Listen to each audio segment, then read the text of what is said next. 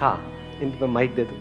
अभी एक्चुअली में होता क्या है, जिनके पेरेंट्स है, मतलब घर बना हुआ है, जैसे जरूरत का सामान है, रोटी कपड़ा और मकान है, वो तो सारे रिस्क ले सकते हैं। जो मेरे जैसे खुद चल के, जिन्होंने मतलब कुछ नहीं था हमारे पास, फिर मैंने एक अपना स्टैंडर्ड बनाया, घर बनाया, ऑटोमेटिक गाड़ी ली, सरकारी नौकरी, सरकारी अफसर बना, सब कुछ बन गया, और शादी भी हो गई, वो भी आजकल वो हो गया ना उतनी, तो वो भी हो गई। तो ओवरऑल मतलब आज की नज़र में सबके सामने मैं बहुत सक्सेसफुल हूँ। सब कहते हैं हाँ इसके पास बड़ा घर है, बड़ी गाड़ी है, लेकिन मैं मेरी जॉब से खुश नहीं हूँ।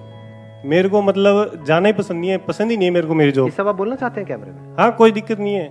अब बात है कि अब मैं खच्चर, मेरे को खुद फील लगे मैं खच्चर हूँ। मैं रोज सुबह जाता हूँ 9 बजे, रात को 9 बजे घर आता हूँ, ठीक है, वो पैसा आ रहा है, जितना भी तनख्वाह मिल रही है, सरकारी अफसर है तो तनख्वाह तो फिक्स है, अभी इतनी मिल रही है। तो अब क्या EMI तो जा रही है, गाड़ी की भी जा रही है, घर की भी जा रही है, तो मैं मेरी लाइफ से बोर हो गया, तो मैंने रिजाइन कर दिया। रिजाइन कर चुके ऑलरेडी? हाँ, मैंने रिजाइन कर दिया। अच्छा, तभी इतना बोल रहे हो आप? क्या यार, मैंने रिजाइन कर दिया। दिक्कत नहीं है। हाँ, नहीं, मैंने रिजाइन दे दिया। अब आप समझ सकते हैं, एक सरकारी अफसर इतनी बड़ी पोस्ट से रिजाइन दे दिया, तो घर वाले सब अगेंस्ट हो गए कि तू करेगा क्या, मुझे नहीं पता क्या करना है, मुझे ये जॉब नहीं करनी।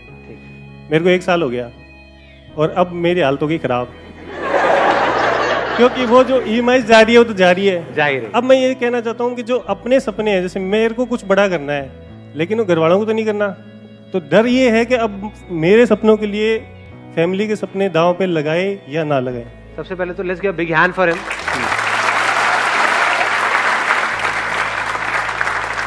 ये जो इतना खुल के बोल रहे हैं, ये बोलने के लिए बहुत करेज चाहिए। तो अब पॉइंट आता है, इसका सॉल्यूशन क्या है? कि अभी बेसिकली जो प्रॉब्लम है वो है कंफ्यूजन, समझ नहीं आ रहा है हम क्या करें, नंबर 1। नंबर 2, अब जो ऑलरेडी खर्चे बंद गए हैं और एक लाइफस्टाइल, एक स्टेटस है, उससे नीचे कैसे आए?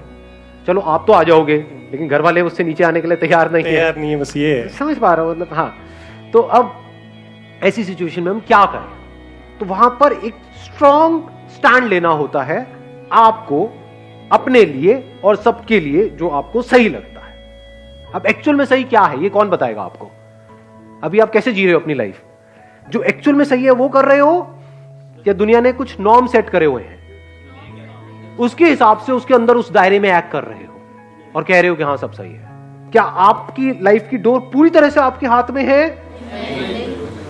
अगर आप ध्यान से समझोगे तो 2 ही तरह के डर हैं हमारे अंदर, 3 तरह के, 3 नजर आए। 1 मिनट, हाँ 2 थे, तीसरा भी नजर आया। एक है रिलेशनशिप से रिलेटेड, एक है पोजेशन से रिलेटेड, एक है आपकी ईगो से रिलेटेड। सक्सेसफुल नहीं है तो कोई नहीं पूछता, सक्सेसफुल नहीं है तो कोई नहीं पूछता, ये क्या डर है? इसको हम किस कैटेगरी में डालेंगे? रिलेशंस। रिलेशन मतलब सिर्फ हस्बैंड वाइफ मत समझो, relations with the society, relations with people. इसमें रिलेशंस विद एनिमल्स नहीं आया, क्योंकि अगर आपकी नौकरी चली भी गई तो कुत्ता तो प्यार करेगा, है कि नहीं? आप कुत्ते को जाकर के बताओगे मैं अब बिजनेस करने की सोच रहा हूं,